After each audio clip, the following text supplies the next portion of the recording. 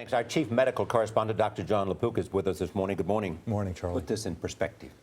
Well, I think I heard yesterday people saying, oh, here we go again, it's going to be just like Dallas. But it couldn't be more different than Dallas. In Dallas, Mr. Duncan walked in with Ebola. He was initially sent away, then he came back. They really were not prepared.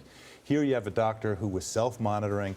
The minute he got symptoms, he put himself in isolation, was brought to Bellevue, which is a designated center for treating Ebola in the city. And they've been drilling for this for weeks, so it really is different. So you're confident Bellevue is equipped to do this? He will not have to be transferred somewhere else? That's what people are telling me. You know, of course, it's not as trained as the four big centers like Emory in Nebraska, Montana, NIH that have been training for it for years. But we learned something new this morning about his fever, his temperature. Yes.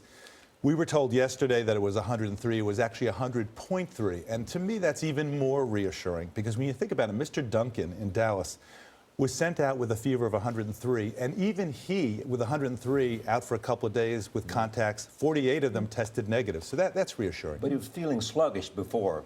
Right, and it's the question of, yeah, this is the question, and you would wisely ask me this a few days ago, which is when does it actually become symptomatic and contagious? And contagious, and fortunately, early on in the disease, it does not seem to be contagious, and all the literature shows that. You've got 8 million people in New York City, and we learned today that the day before he was diagnosed with Ebola, that he went on a 3-mile run, he rode the subway, he went bowling, he took an Uber, he was all around the city.